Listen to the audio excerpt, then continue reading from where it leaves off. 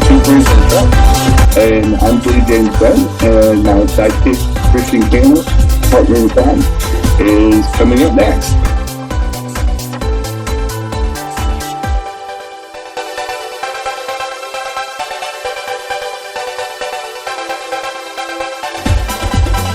Hey everyone, I'm Jim's sidekick. Welcome to Two Queers in a Truck. Hi y'all. See you soon.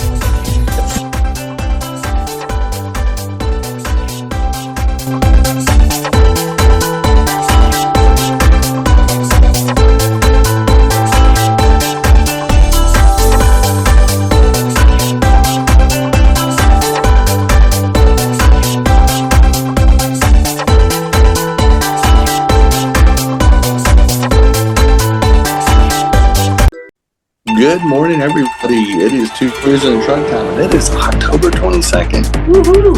Halloween on the doorstep. Wow. It's your holiday. Here. Finally here. We're in the month of the year, too. So this show and last week's show were the first two of October as we were coming off this 2-week vacation where we didn't record any shows so that we could reset for the fall holiday season and get ourselves all pumped up and ready to go. It's going to be a long one. It's one of those things. Yeah. And I guess because we've spent 6 of the last 8 or 9 years with an authoritarian president on some level, and or we've been in a pandemic. It's been an interesting ride since about 2016. Yeah. And I look back at it and I realize a couple things. One, Americans are really fucking stupid.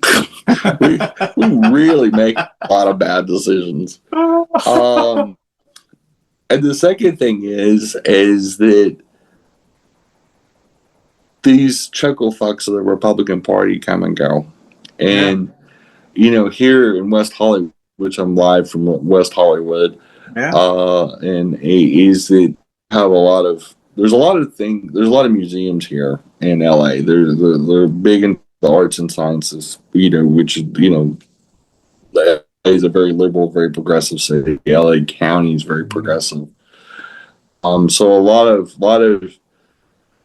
lot of donations to all kinds of museums. I mean, they have science museums, the La Brea tar pits. They have, arts and liberal art and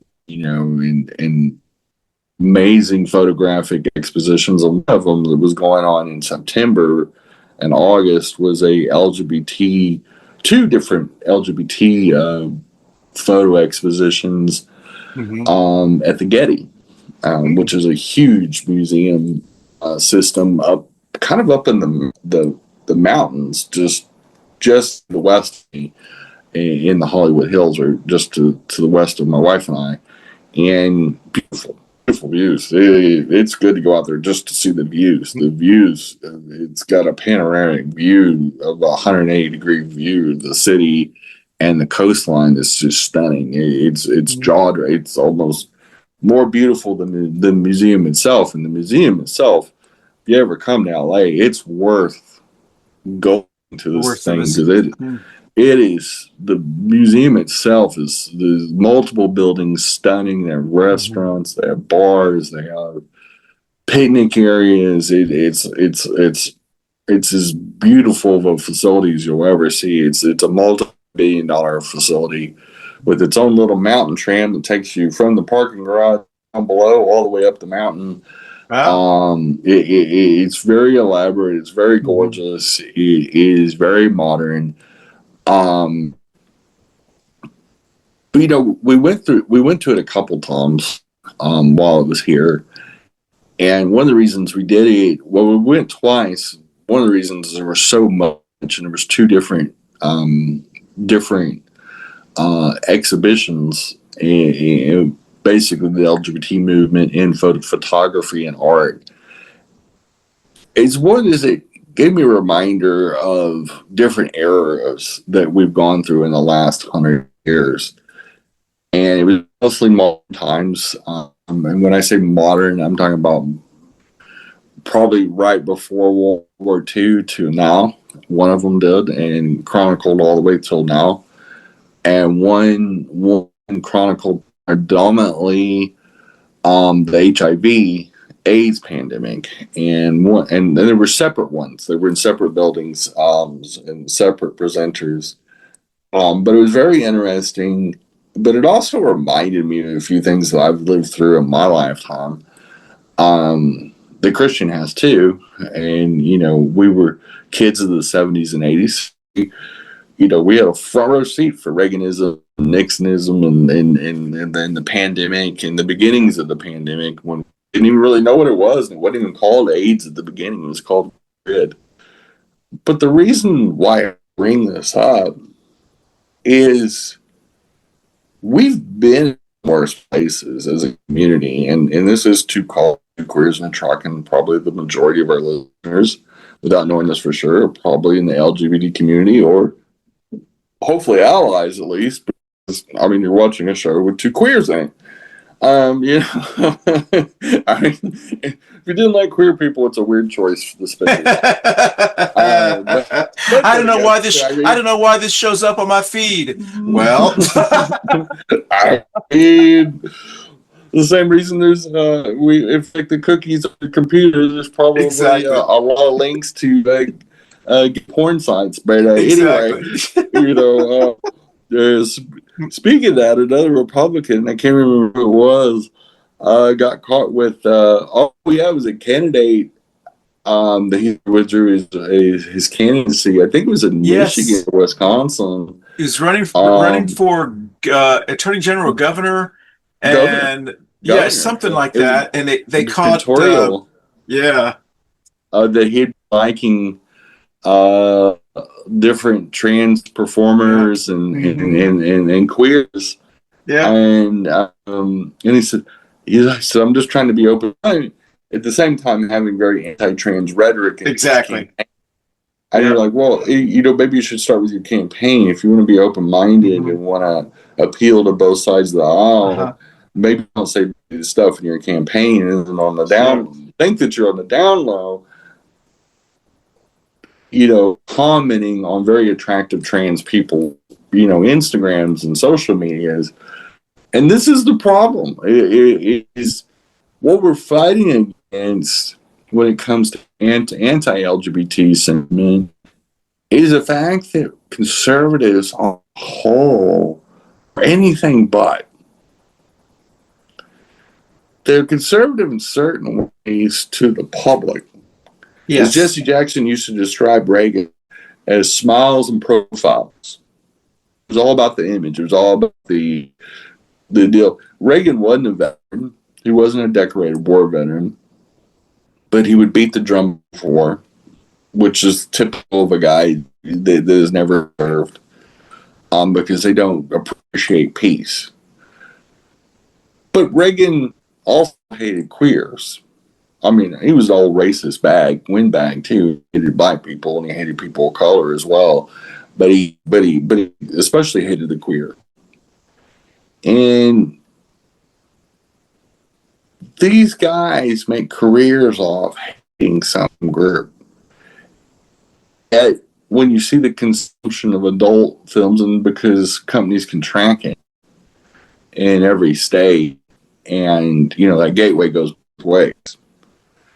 And all in all, red states and mouth breather states, the consumption of porn and queer porn, especially adult movies, is very, very high in red states. Gay, lesbian, and trans porn is usually the top 3 of the 4. Another one is the objectification of black males. And it's the top 4. It's Republican men either want to be cucked by black men or they want to be dominated by queer performers. And I think that's why the homophobia and transphobia comes from, and the trans and gay panic defense is that they want to give into their nature of being queer. Yeah. And being attracted to well-endowed black men, trans women, gay men. They want to have all this wild sex, and usually do, if you know the truth. Swingers groups and kink groups are much more active in red states than they are in blue states, because we don't have to hide our sexuality in blue states. We don't have to hide our sexuality in the community. They do, because they go to church on Sunday and, do all the performative things, and do all the performative things on the social media, but behind closed doors, they're buck wild, wilder than most of us. Like, like old Maddie Cawthorn, Miss Maddie Cawthorn. So, most of the Republican meetups are cocaine-fueled orgies. Mm-hmm. And he should know. He was right in the middle of them. Yep. And these guys, when there's a big Republican meetup, there's a huge surge in that local Grindr app, which is a gay dating app. If y'all don't know what that is, which I doubt you, I'm pretty sure everybody listening to the show knows what Grindr is. But we'll be right back with some more Two Queers in a Truck after these important messages. Hey, everybody, you can catch us on your favorite audio podcast platform, Spotify, and all Apple Store, the Google machine, and whoever else does podcasts. We're on there. We broke in, and we're staying. So enjoy the Two Queers in the Truck on your favorite audio podcast platform. Thanks for listening or watching. Bye, boo. Happy Pride. Hey, y'all. Thanks for listening to Two Queers in a Truck. And we do broadcast on YouTube and Facebook in a video version. And we're also on all the audio platforms out there. So your favorite way to listen to your podcast. We've been doing this for a couple years, and we appreciate y'all listening. We know you have a ton of choices, even though we may be the best choice. We always appreciate our listeners, and we'll try to bring you quality in the future. Thanks for listening. As always, Christian and Jenny, we're out. Thank y'all. And we are back. But we need to say what it is. These guys, and I had a friend a long time ago that was a ordained minister, Baptist minister, and he was single, and he said the best thing was to go to revivals to meet women. He said religious conservative women are the horniest women ever. Oh my. Yeah. And the reality is, I lived in Texas, and I grew up in Texas, and I lived there as an adult too. And I'll tell you, it's a wild state. It is. Freaky the club freaks. Districts are bigger. Oh yeah, the freaks, especially on the conservative side of the aisle. Yeah. I can tell you, the private sex clubs are full of conservatives and Republican judges and attorneys and public figures. And I can just tell you, photography and recording was allowed. The outings and the things, let me tell you, it'd be more just Lindsey Graham getting outed. And just like one of Elon Musk's exes said, has a proclivity towards getting pegged, and there's nothing wrong with that. Yeah. What's wrong with it is that he goes on the social media and on TV persecuting the trans community. When this guy loves his prostate to be stimulated. He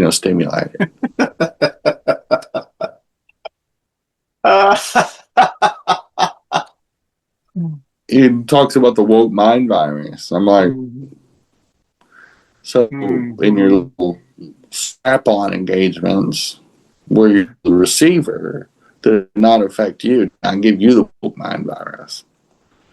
And it's just, it's wild to me when their absolute You just tell, oh, I don't want to be associated with something that I clearly do. And how many Republicans have been, that have publicly or privately cross-dressed? How many of them, get caught in sex scandals? And I mean, you got the current president that we all know was a frequenter and investor in Epstein Island. That not only was he a member, but he was a investor into that facility. And he's not the only current or former president that frequented the island, according to the victims. Clinton was too. The difference is, as Democrats, we recognize Bill Clinton's a scumbag.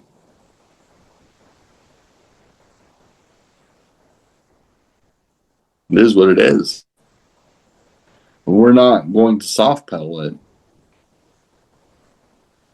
Not going to get prosecuted, but he should have been. Should have went to prison for the rest of his life. But he's not going to, because the Supreme Court said presidents can do whatever the fuck they want. And they can't be prosecuted.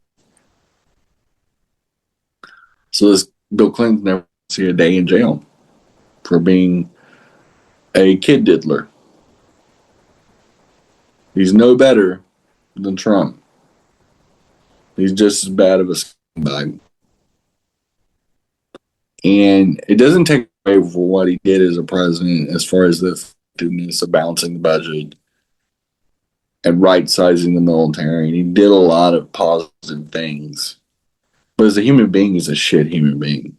Bill Clinton is an absolute piece of shit. And if you enable or facilitate sexual assault of any kind, you're a scumbag. And it's why women won't come forward. It's why a lot of girls won't come forward, because our society does not actually protect them. But unlike the Republican Nazi Party, Democrats aren't going to bury their heads in this thing. And I will openly talk about how shameful it is that Bill Clinton visited that island. Witnesses and victims place him there. He's on that list, without a shadow of a doubt now. So was President Trump. They're both kid diddlers. You didn't go there and not know what it was. Yeah. That was the whole theme of the place. Kind of like Fantasy Island with Mr. Rourke and Little Tattoo. You knew why you were going. Just like going to a beaches resort, you know why you're going. You don't fly to a private island when you know you saw this preview in New York City or wherever you met Epstein or Maxwell or any of that years on. High wealth and highly powerful people just don't waste their time going down to a place that doesn't benefit them. Time is precious to them. That highly successful people know how to compress time and make the most of the time they're given. That's the difference between millionaires and non-millionaires, is they learn how to compress time. So you knew why they went there. They knew the mission at hand. And we already know that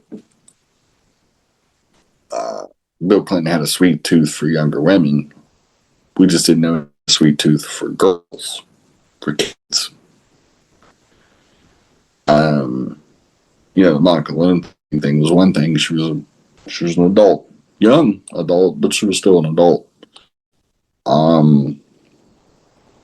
As embarrassing as that scandal was, and Clinton being a kid diddler and going to the pedophile island with Trump, it's terrible. And they can shut down the government all they want. They cannot swear in the 218th vote, the special election Democrat from Arizona. They can try to avoid it. They can stage another shooting to another, Republican talking head. They kill all the Charlie Kirks they want. They can shut down the government from here to eternity. It's not going to change what Trump and Clinton are, or any of the other billionaires that are on that list, or congressmen, or whoever else they're trying to protect from this scandal. And there is quite a few names of the rich and the shameless that are on that list. Worse than P. Diddy's house party list, which is pretty bad. When that's all said and done, there's going to be a lot more celebrities prosecuted because of the P. Diddy trials. I can tell you that right now, as well as a lot of them are spending a lot of time out of the country and living very low profiles right now. Because for some reason, rich and powerful people like diddling kids. Same reason why a lot of these real powerful pastors seem to have built these kids camps. And let me tell you, the worst place you can send a kid is to a religious camp. I've never seen one not turn out to be a fucking pedophile ranch or a pedophile island. It's just like it draws those types because they hide under the guise of wealth, righteousness, and higher authoritism, and they just believe they can do what the fuck they want. Just like Trump has said in his hot mic moment with Billy Bush, I'm rich, I'm powerful, I can do whatever I want. And grab them by the... Is the mentality, and he's not the only one that has it. He just is one of the few that flaunts it. And it doesn't make him better, it just makes him who he is. But that's kind of the common belief amongst a lot of powerful men, especially, is that locker room mentality. Hey, I'm powerful. I can do whatever I want. What are you going to do? Stop me? Up against our second break, and we'll be right back with some more Two Queers in the Truck after these messages. Hey, y'all, this is Jetty with Two Queers in the Truck, and Christian's along with me. And we're just having fun, and we're looking forward to the 2025 season, and super excited. We have some neat things going on in our whole family of shows, including Coffee and Pan Dulce, and many new shows that are brewing. Get it, and we are excited for 2025 and all the chicanery and other things that comes with it. So, Happy New Year, and we'll see you on the flip side. Bye, y'all. Bye, y'all. Bye, boo. Bye, boo. Hi, everybody. This is Yorense from the Americo show over here. All I'm here is doing a little quick PSA. Use this summer to do volunteer work. Go to your nearest YMCA. Go to your nearest homeless shelter. Go to whatever community services or programs that you can help out and volunteer. Because right now, we have a bunch of fascist pieces of shit trying to rip apart our country and rip apart the people, our communities, by spreading hate and bigotry. The best way to combat it is, one, working in your community and standing strong to show that you are strong and you're here to help out others. Two, combat misinformation. If you hear bullshit, first research and make sure if it's true or not. If it is not true, call it out. If it is true, get the facts. Be knowledgeable of it because it might come out later. So always stand against that. And three, fuck fascists. Stand against them. Make them feel uncomfortable. There is too many people out there feeling like they can say the hard R or say slurs or be violent. Make them understand that a lot of people die to make sure this hatred and bigotry does not exist. All our civil rights workers, all the people who restored normity, everybody who fought against intolerance and hatred, they died and worked their asses off to stop this. So follow in their footsteps and stop this madness. This is Yorense again from Americo, And all I can say is be there for your community and stand up for what's right. Fuck fascism and have a wonderful day. That goes back to the topic that I talked about on last week's show, which is women enabling these men. At some point, we can't. As the majority of the population, women make up 52% of the population in the United States. We have to stop voting against our own interests. Specifically talking to Republican women and Democrat women that sit home and don't vote. Those are the two worst categories. For the women who vote for Democrats year in, year out, keep doing it. Keep getting your voice heard. For the assholes, either sit out, and a good chunk of those 18 million people that sat home are probably white racist women and Republican racist women. Fuck you. Fuck you, horse you rode in on. Screw you. You got to get your head out of your ass or end up with more Trump power. We don't need any more of this shit. And you guys are directly responsible for this. Women enable people like Trump, not men. Men are going to allow it because there's a lot of them that also participate in it. But at the end of the day, if women wouldn't look the other way, wouldn't enable it in social circles, and I've seen transphobia enabled and homophobia enabled in social circles that I've jumped out of. I was just like, like I said, and I was like, hey, this is problematic, and if you guys won't correct this guy or push him out of the group, I'm leaving the group. If they say good riddance, I jump out of that social group. I am not going to be in a group with a homophobe or a transphobe. I just not going to do that in my social life. It's just not something that I do. I vote with my feet. I guide my personal life with the same values I talk about on the show. I'm not a hypocrite. I'm not a Republican. I vote with my feet. Christian knows. Him and I have even had some fights over this. We've disagreed on this where I've said and called out, I'm like, I can't enable bad behavior or problematic attitudes, and I've got to opt out. I can't be around this person. I don't want to look back at history and said I woulda, coulda, shoulda. And at some point, I have to hold myself to the same standard off camera as I do on camera. But also on camera, too. I don't want to be seen as a Nazi enabler.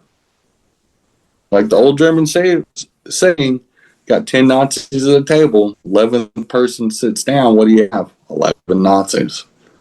If you're willing to sit at the table with the Nazis, that stink rubs off. It just does. I've seen it. And I've seen good people, as the Nuremberg trials stated at the end, just following orders, just going along with the crowd is not an excuse. At the end of the day, history will judge us all. At the end of this little rodeo, in the 2020s, when or if we push the Republicans out of office, but specifically Trump and all of his cronies,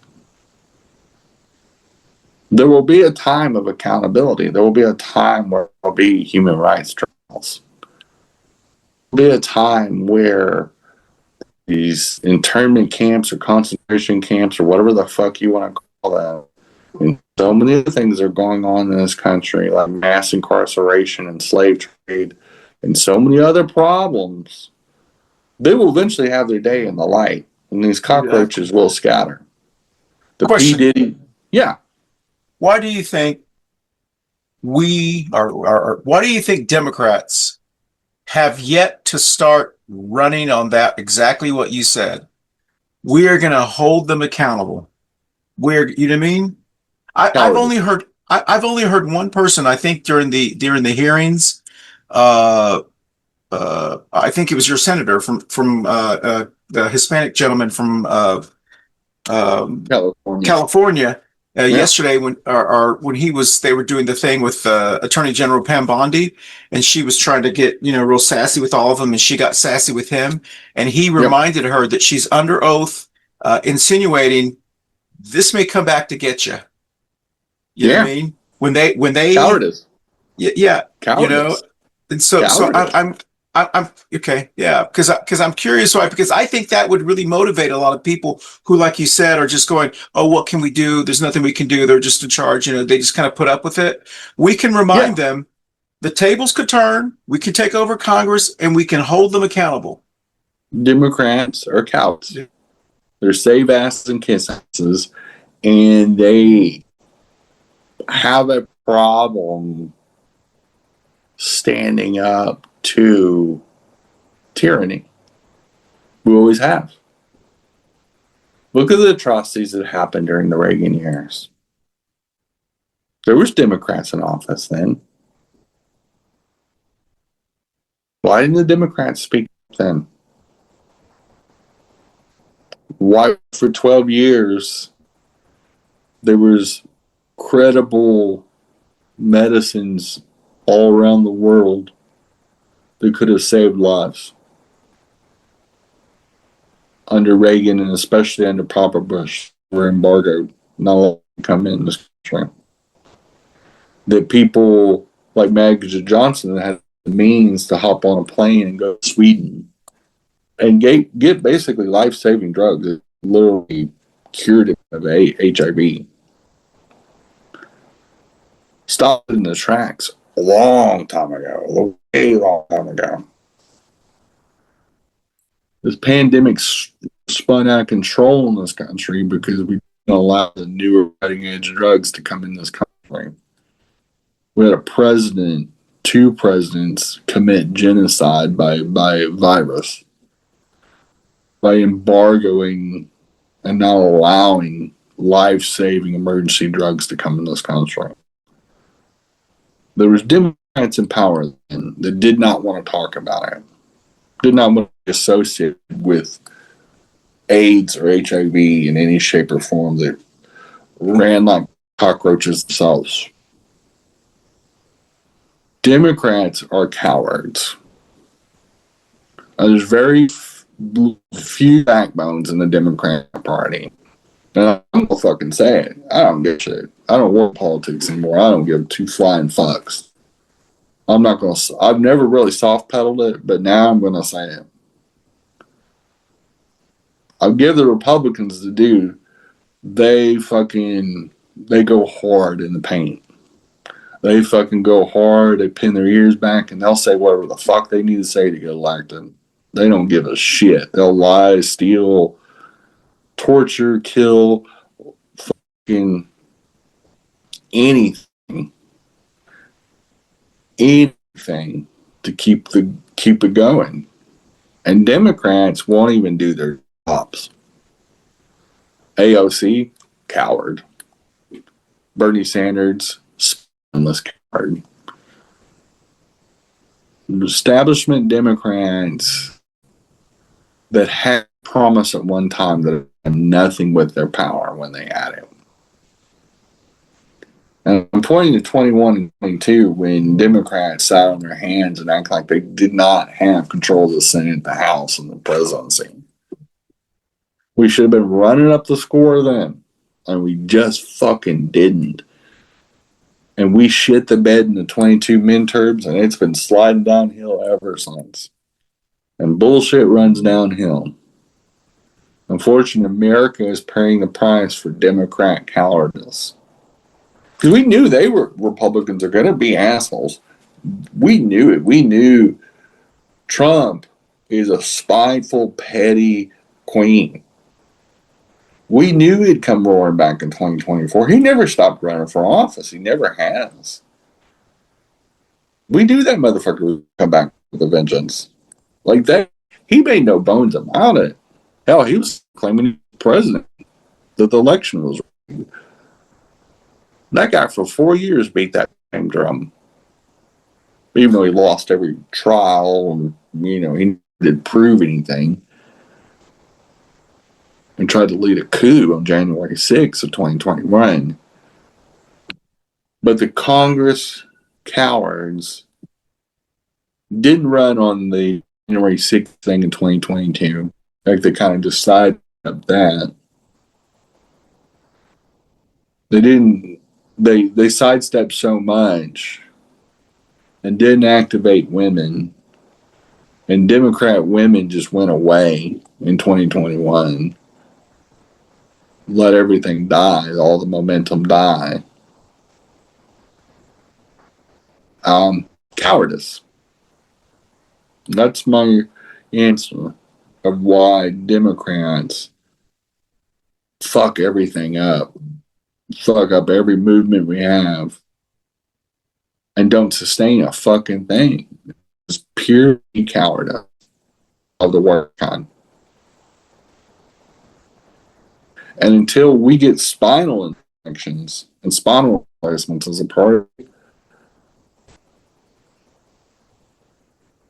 it's going to take more than Governor Newsom or the governor of Illinois or the governor of Minnesota or the governor of New York or the mayors of LA and New York or whatever.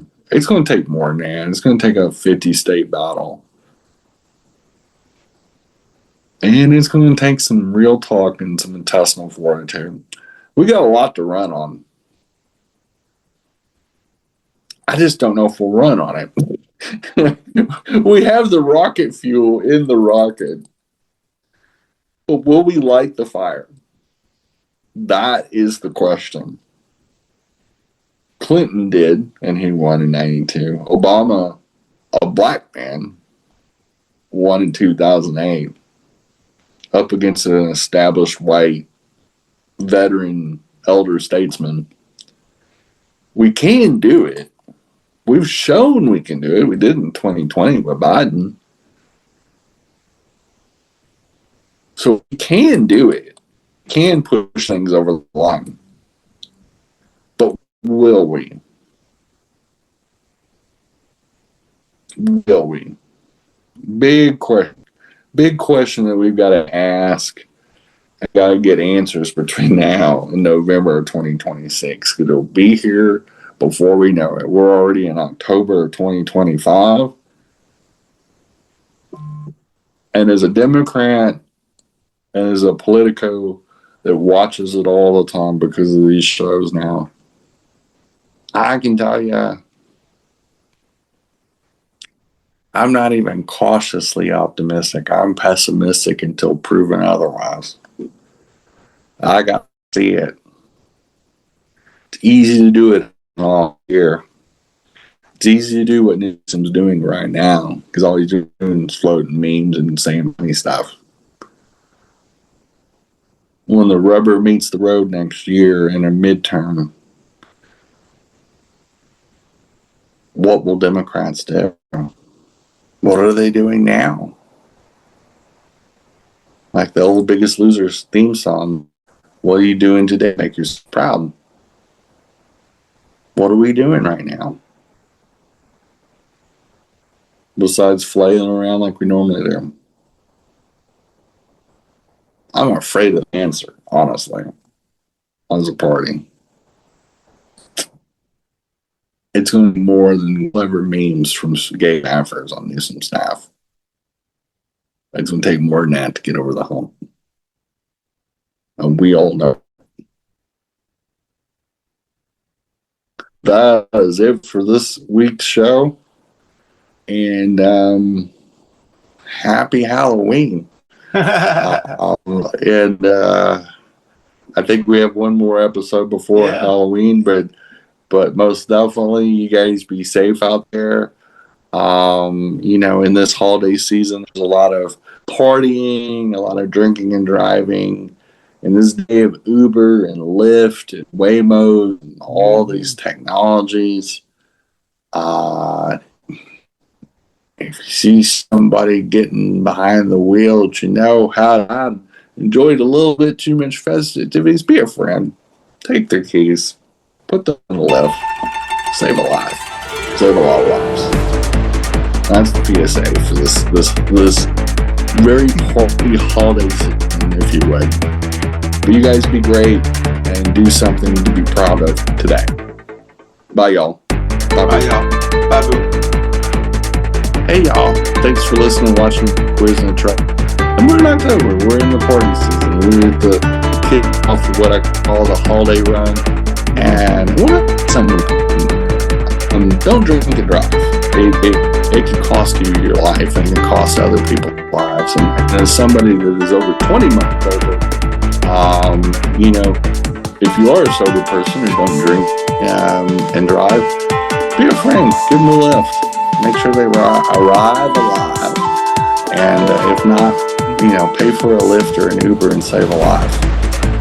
That's a real friend right there, and that's the right thing to do.